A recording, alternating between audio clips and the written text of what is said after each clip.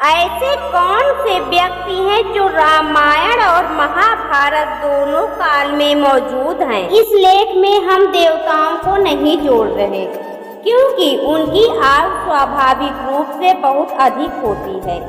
इसके अतिरिक्त इस लेख में हम सभी सप्त चिरंजीवियों को भी नहीं जोड़ रहे, जिनमें वह भी हैं जो द्वापर में जन्मे, क्योंकि एक तो वह त्रेता में उपस्थित नहीं थे और दूसरे हम जानते हैं कि वह कल्प के अंत तक जीवित रहेंगे।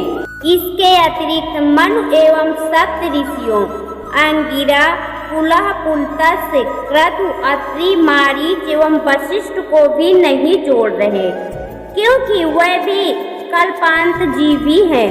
वैसे भी महाभारत में सप्त ऋषियों का वर्णन केवल एक बार आता है, जब वह पितामह भीष्म के अंतिम क्षणों में उनसे मिलने आए थे।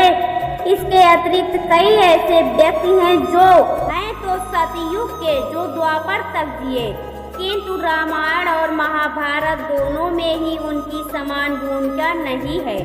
उन्हें भी इस लेख में नहीं जोड़ रहे हैं, जैसे महाराज मुचकुंद, महाराज कुकुब्दी, महर्षि अगस्त्य, महर्षि भरद्वाज, महर्षि शक्ति, काकभुसुंडी, देव ऋषि नारद, तक्षक, गरुड़ ऋषि, पौत्रवाहन, वासुकी, आर्य, तक्षक, नाहुस इत्यादि।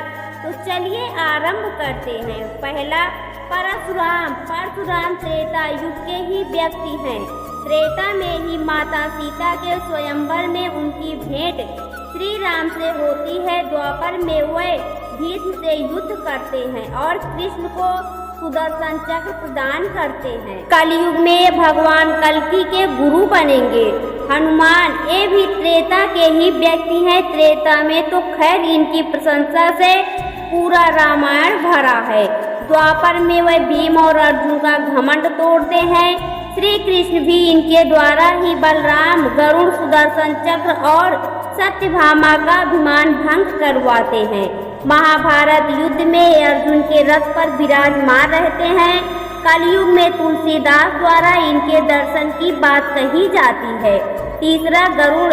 सतयुग के व्यक्ति सतयुग में भगवान विष्णु के वाहन बने। त्रेता में श्री राम लक्ष्मण को नागपाश से मुक्त किया। त्रेता में ही काकभुसुंडी से भेंट की। द्वापर में हनुमान से टकराए और लज्जित हुए। विभीषण ये भी त्रेता के ही व्यक्ति है। रावण के छोटे भाई और श्री राम के भक्त। लंका युद्ध में महत्वपूर्ण भूमिका निभाई।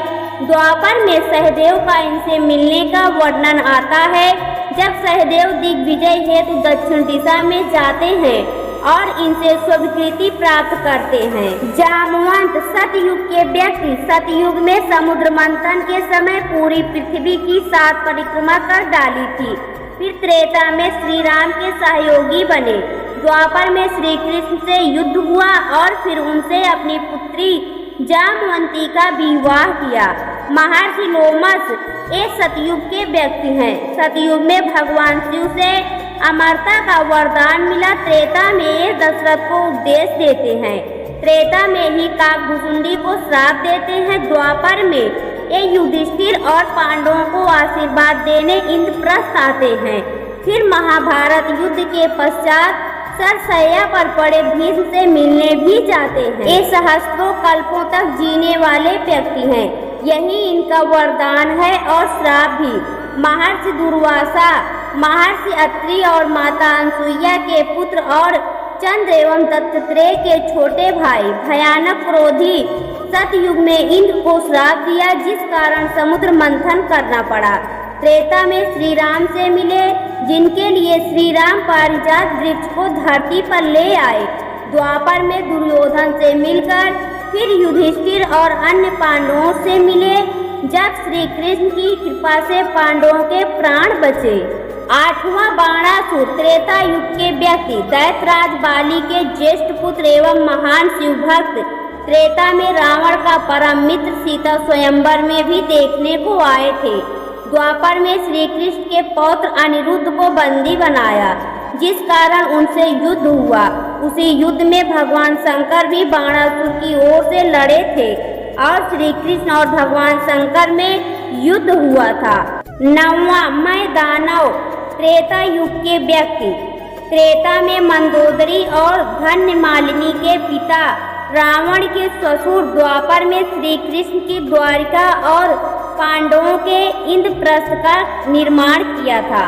दोस्तों, यह पौराणिक कथा आपको कैसी लगी कमेंट बॉक्स में जरूर बताएं। वीडियो को लाइक करें, शेयर करें और हमारे चैनल को सब्सक्राइब करना ना भूलें। वीडियो देखने के लिए आपका बहुत बहुत धन्यवाद।